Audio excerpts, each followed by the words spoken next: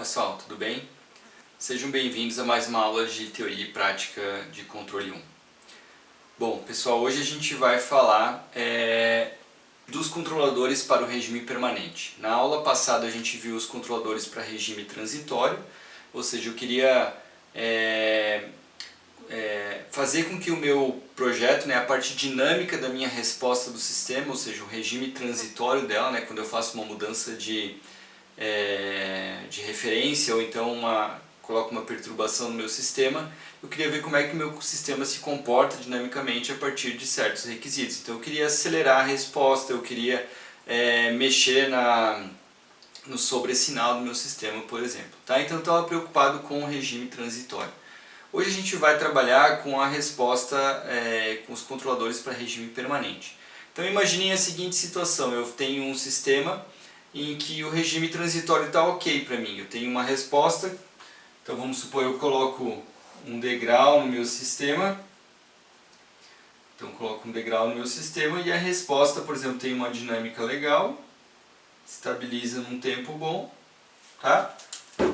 Então vamos supor que essa parte transitória aqui para mim está ok, mas vejam que o regime permanente, aqui eu tenho um erro em regime permanente que não é o desejado, né? Então eu posso querer que esse erro seja menor, pequeno, para uma determinada faixa, ou até zero, se for um requisito de projeto, tá? Então basicamente o que a gente vai olhar agora é o regime transitório, tá?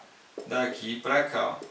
Beleza? Então vamos assumir por enquanto que meu regime transitório está ok e eu quero arrumar o regime permanente, tá bom? Nesse contexto, pessoal, quando a gente quer arrumar um regime permanente, vamos supor que a gente quer arrumar o regime permanente sem estragar o regime transitório, né?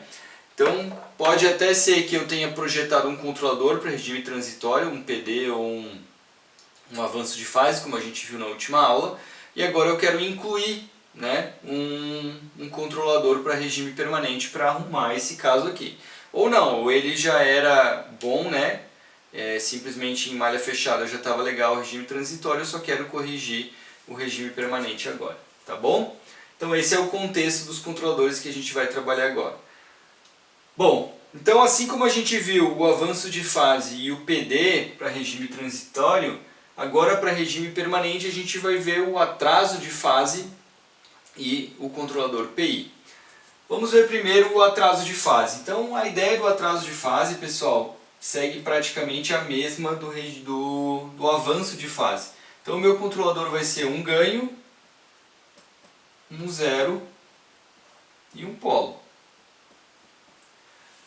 Tá bom, vocês vão pensar, e vão dizer, tá, isso aí é exatamente a mesma função de transferência do avanço de fase. Qual é a diferença do avanço e do atraso? No avanço, se vocês lembrarem, olhando de lá, do eixo para cá, vinha o zero e depois o polo. O atraso de fase é o contrário. Então vem primeiro o polo e depois o zero.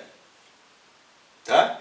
Então se vocês olharem aqui o módulo, vai ser, o polo agora vai ter um módulo menor do que o zero. Tá? Bom, a gente viu que a gente colocava aqui nessa região, a gente vai ver que o atraso de fase a gente vai colocar nessa região e a gente já vai descobrir por quê. Tá bom? Então, o atraso de fase e o avanço de fase, eles são exatamente iguais. O que muda é a ordem aqui. No avanço, o zero vem primeiro do polo, e no atraso, que é o caso aqui, o polo vem primeiro que o zero. Tá bom? Simples assim.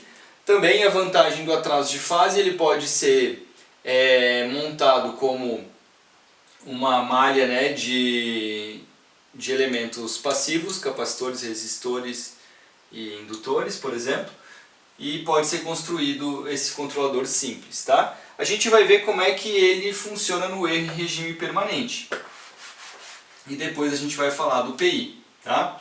Bom, então pessoal, vamos supor, essa planta aqui, qual que é o erro em regime permanente? Como é que eu calculava isso, O erro em regime permanente é teorema do valor final, limite com S tendendo a zero, de S, aí eu coloco aqui a minha planta, Então se eu pegar o erro, em regime permanente, como é que é o erro? Vocês lembrarem do meu sistema de controle, aqui eu tenho a G, uma realimentação negativa. Então, se eu quero calcular o erro aqui, eu redesenho isso daqui, então vai ficar 1, né? Passo isso aqui para baixo, 1 sobre 1 mais g, né? Ok? Então aqui vai ficar 1 sobre 1 mais a minha g. 1 sobre S mais 1, S mais 2. Eu quero ver o ganho estático para uma entrada ao degrau, né? Beleza?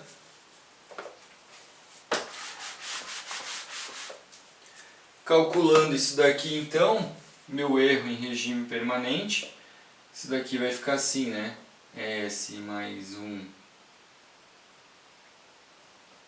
S mais 2, S mais 1, S mais 2, mais 1, com S tendendo a 0 aqui, né?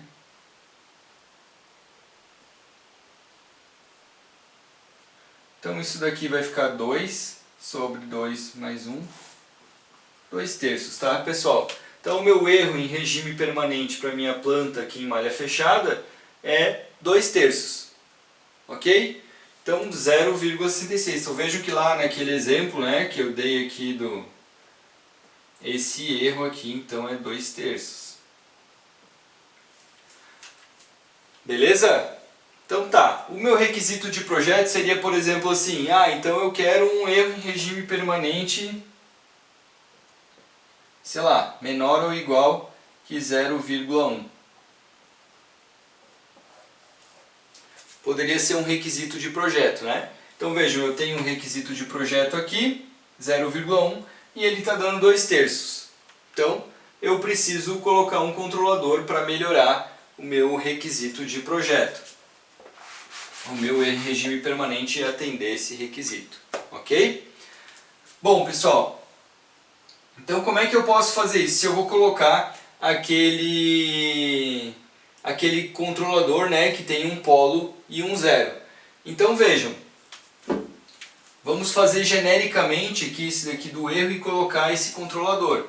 Então aplicando isso daqui também, olha só, ESS, então ele vai ser, né, o limite S tendendo a 0, S vezes 1 sobre S, que é a entrada do degrau, e daí vai ficar 1 sobre 1 mais, agora eu vou colocar o controlador aqui, um S mais um zero, S mais um polo,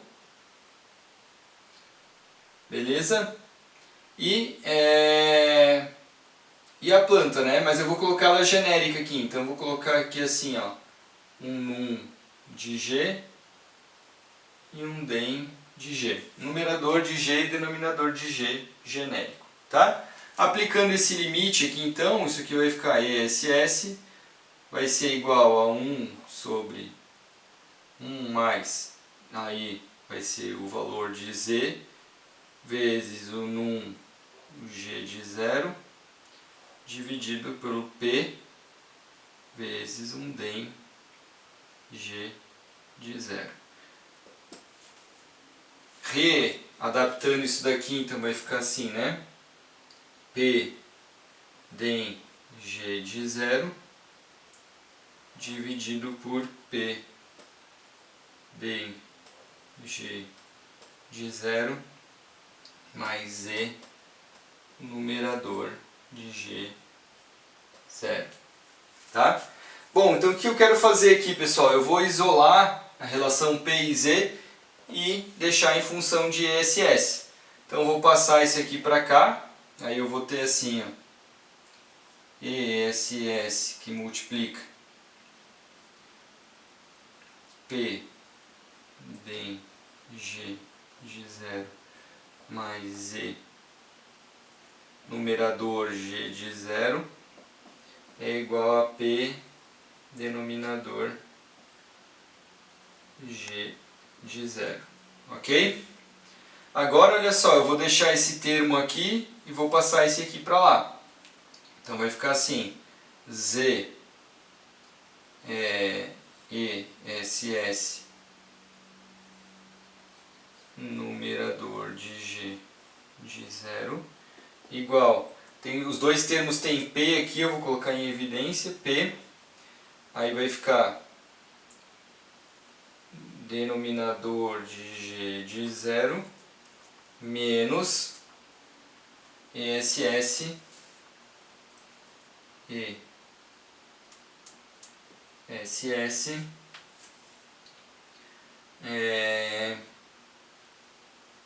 denominador de G de 0. Beleza, pessoal. Agora o que eu vou fazer aqui? Eu vou passar esse aqui dividindo e vou passar o P para cá. Eu vou abrir espaço aqui em cima.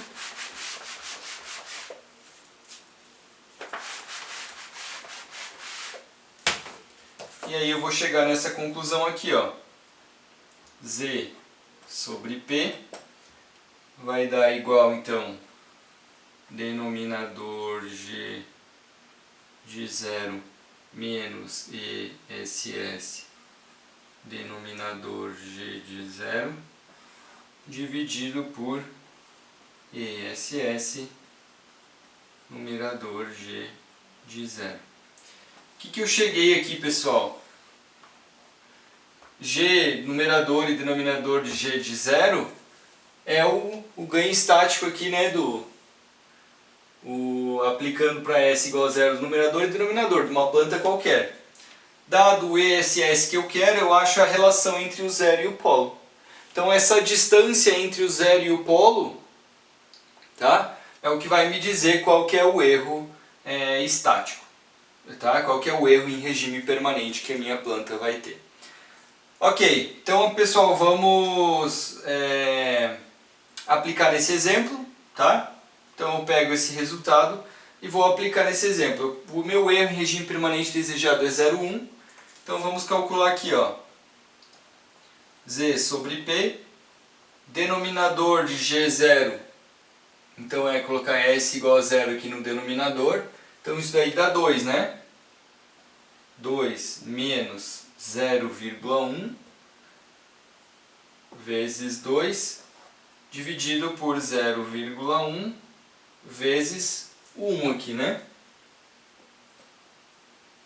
Beleza, então vai ficar 2 menos 0,2 que dá 0,8 dividido por 0,1.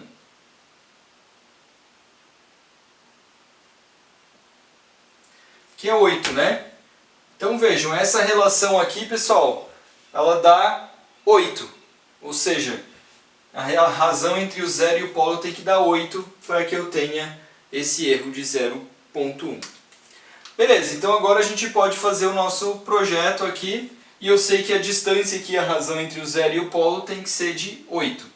Então eu tenho o meu lugar das raízes aqui, tá? Eu quero que o meu lugar das raízes não se mova muito. Eu não quero mexer no meu regime permanente. Então se eu não quero mexer no regime permanente, é como se eu não quisesse tirar o polo de malha fechada de onde ele está, né? Eu quisesse colocar esse controlador de atraso de fase, ou seja, um polo e um zero, sem que eu mexa muito no que está aqui. Beleza? Bom, se vocês olharem só a razão, 8, eu poderia colocar em infinitos lugares, né? E ter essa mesma razão. Por exemplo, se eu colocar o 0 em menos 8, né? E o polo em menos 1. 8 dividido por 1, 8, daqui a razão, beleza. Só que vejam, pessoal, se eu colocar em 8 e menos 1, vocês acham que o lugar das raízes vai continuar o mesmo? Não vai, né? Eu vou ter uma contribuição angular bem grande aqui, desse polo e desse zero, e vai entortar o meu lugar das raízes, ou seja, eu vou estragar o regime transitório. Tá? Bom, como que eu posso fazer, então, para que eu coloque essa razão aqui, mas que o meu sistema, digamos assim, a componente angular que cada um desse polo e desse zero estão entregando seja pequena. Então vejam vocês, o polo entrega um ângulo negativo e o zero entrega um ângulo positivo. Se eu colocar eles aqui, ó, bem pequenininho, aqui, bem perto da origem, eles vão estar bem próximos, né? Então, por exemplo, se eu pegar e colocar ele em valores pequenos, se eu colocar o zero aqui em 0,8 e eu colocar o polo em 0,1, está dando essa diferença de 8 aqui, né? 0,8 dividido por 0,1. Então, se eu colocar ele aqui ó, em 0,8, então vou colocar o 0 aqui e o polo em 0,1, vamos supor. Vejam que 0,8 e 0,1 são próximos, né? Aqui o menos 8 e menos 1 eram bem longe. Então, se eu pegar o ângulo, né? Vamos supor aqui, ó, a contribuição angular é grande, ó. Estão vendo?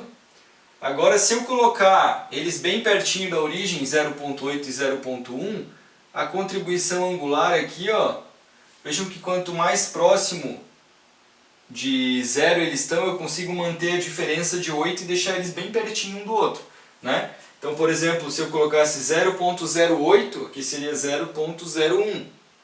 Então, eles estariam bem pertinho um do outro. E vejam que um é positivo e outro negativo, eles praticamente se anulam, não dão contribuição nenhuma, né? Angular. É como se o meu lugar das raízes não nem enxergasse aqueles dois, um anula o outro. Tá?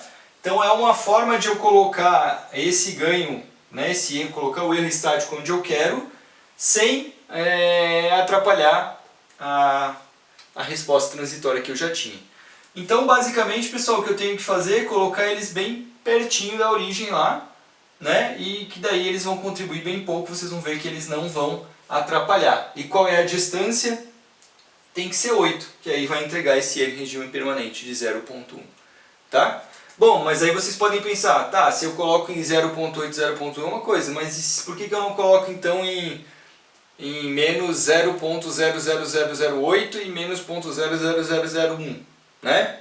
Também conseguiria manter aqui o 8, se eu falei mesmo número de zeros, que eu já nem sei se falei, e eu praticamente daí não ia ter influência nada, nenhuma, zero, né? Muito pequena, tá bom? Só que se eu colocar ele muito para trás, pessoal, além de eu ter problemas de implementação, de eu ter valores muito pequenos quando eu for implementar na prática esse controlador, se for um controle digital, algo do tipo, né?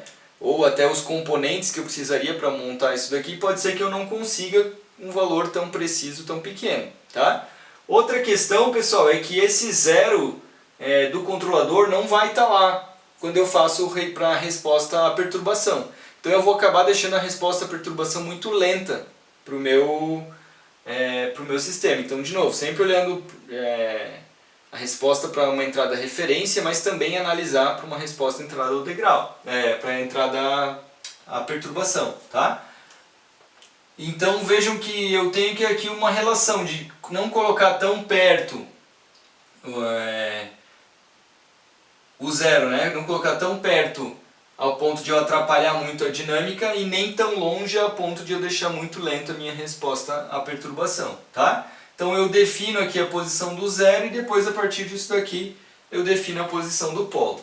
Então assim, uma regrinha prática de você colocar de 10 a 20 vezes aqui menor do que esse valor, né? Então se for 10 aqui seria 0,1, né? E daí você colocaria em 0,0125, né? 0,1 dividido por 8, o polo. Tá? Ou 20 vezes, ou 30 vezes, né? Você vai ver autores falando coisas distintas ali. Uma regrinha prática ali, até 50 vezes, mas isso não tem um valor prático, vai depender da sua aplicação, tá? Mas sempre pense assim, 10, 20, 30 vezes mais rápido aqui, você coloca o zero e o polo daí depende dessa relação que você achar, tá bom? E aí está projetado o controlador. No caso, a gente definiu aqui 0,18 e 0,1, né? Então o meu avanço, o meu atraso de fases ficaria algo assim. S mais 0,8, por exemplo, S mais 0,1. Achei o projeto do meu atraso de fase. Ok? Beleza, veja bem, pessoal. Se a gente quiser, por exemplo, que ele tenha erro zero em regime permanente para uma entrada ao degrau, eu conseguiria com atraso de fase? Então, olha só, se eu colocar erro zero aqui em regime permanente, isso daqui vai para zero, isso aqui vai para zero, eu tenho uma constante sobre zero. Ou seja, a razão entre o zero e o polo teria que ser infinita. Tá? Então, eu não consigo levar isso daqui para erro zero em regime permanente. Então, eu consigo diminuir o erro em regime permanente aqui nesse caso para entrada ao degrau. Então eu diminuo o erro, mas eu não consigo levar ele para zero, tá bom? Então se eu quiser levar ele para zero, eu tenho que ter um polo em zero, né? Ou seja, um integrador para entrada ao degrau. Então basicamente seria um atraso de fase, semelhante ao atraso de fase, só que ao invés de eu colocar o polo aqui um valor bem pequeno, eu colocaria o polo exatamente em zero. Nesse caso, pessoal, se eu colocar um integrador, um polo em zero, eu vou ter erro zero em regime permanente para entrada ao degrau, certo? E daí eu poderia escolher só a posição do zero. Esse tipo de controlador, pessoal, que eu tenho um integrador aqui, né, um polo em zero, e um zero é o controlador PI, que é o controlador proporcional integral. A gente vai falar de novo na próxima aula sobre essas ações de controle e regras práticas, né, de campo para a gente ajustar o PI, mas dá para a gente enxergar ele do ponto de vista de polos e zeros e o projeto aqui no lugar das raízes também. Então o controlador PI, ele é algo assim, né, a ação de controle, ela é um ganho vezes o erro, mais um ganho vezes a integral do erro. Ok? Fazendo então a transformada de Laplace, eu vou ter a U de S, vai ser um Kp erro de S mais um Ki. A integral então vai ficar 1 sobre S erro de S. Ok? Beleza, então U de S, a função de transferência aqui do meu controlador, vai ser igual a um Kp mais um Ki sobre S. Ou seja, arrumando isso daqui, eu vou ter Kps mais Ki dividido por S. Ok? Então vejam, pessoal, o que é o controlador PI, no fim das contas, olhando do ponto de vista da função de transferência? É um polo em zero e um zero, né? Onde está localizado esse zero? No valor Ki sobre Kp. Né? Então o zero está localizado em Ki sobre Kp. Beleza. Então olha só, pessoal. Eu coloco esse polo aqui em zero e basicamente o projeto do controlador PI aqui pelo lugar das raízes é a localização desse zero. E aqui eu vou ter a mesma ideia, né? Se eu colocar esse zero muito para cá, eu vou afetar o lugar das raízes, vou mexer no transitório. Pode ser que eu queira fazer isso, beleza? Então você vai lá, ajusta o transitório, acha um ganho, né? E arruma na posição que você quer. Mas vejam que essa arquitetura vai fazer com que o lugar das raízes seja puxado para lá, né? Então ele não vai acelerar a resposta no controlador PI. Ele vai dar erro zero em regime permanente e ele vai acabar atraindo, se você colocar esse zero mais para cá, ele vai acabar atraindo o seu controle todo, né, o teu lugar das raízes para lá. Pode até gerar essa instabilidade, tá? Ou você pode colocar esse zero mais próximo aqui do polo e você vai afetar menos o regime transitório. Também lembrando que ele não pode ser próximo demais para não estragar muito, não deixar muito lento a resposta à perturbação, tá bom? Então o projeto de PI aqui pelo lugar das raízes a gente faria assim, né? Você já define que o polo é em zero, tá? E aí você tem erro zero em regime permanente e você vai colocar o zero para que ele não afete muito o regime transitório, se é o que você quer, mas não tão pequeno. Então você tem que analisar a resposta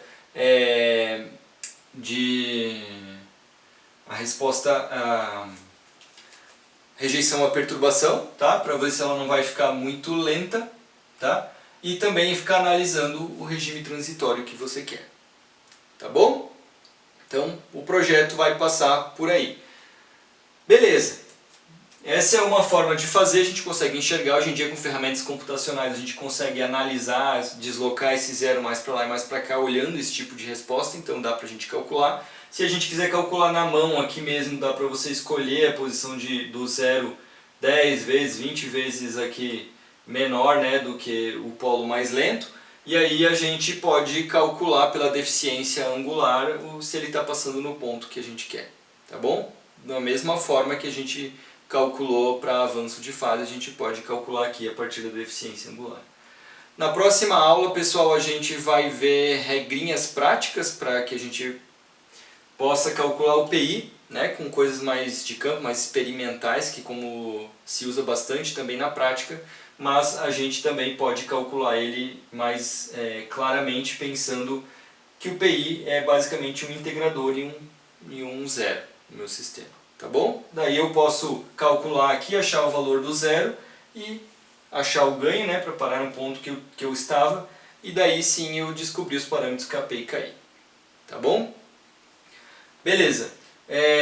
Então o que a gente tem que ficar em mente aqui? Para regime permanente, eu quero trabalhar só o regime permanente, eu posso trabalhar então com uma malha de atraso de fase ou com um controlador PI. Então se a gente fizer um resumo, né, para regime transitório, PD e avanço de fase, para regime permanente, PI e atraso de fase, tá bom? Quando a gente quer trabalhar os dois casos, que eu quero trabalhar o regime permanente e o regime transitório, eu posso fazer um avanço de fase, arrumo o regime transitório, e coloco um atraso de fase e arrumo o regime permanente sem atrapalhar muito o que eu já fiz no regime transitório. Coloco os dois, eu vou ter dois polos e dois zeros e eu tenho uma malha de avanço e atraso de fase. Tá? Então um controlador que eu estou arrumando os dois lados, regime transitório e regime permanente. No caso do PI e do PD, né, eu posso fazer um controlador PID, em que vou estar trabalhando o regime transitório e o regime permanente. Ok?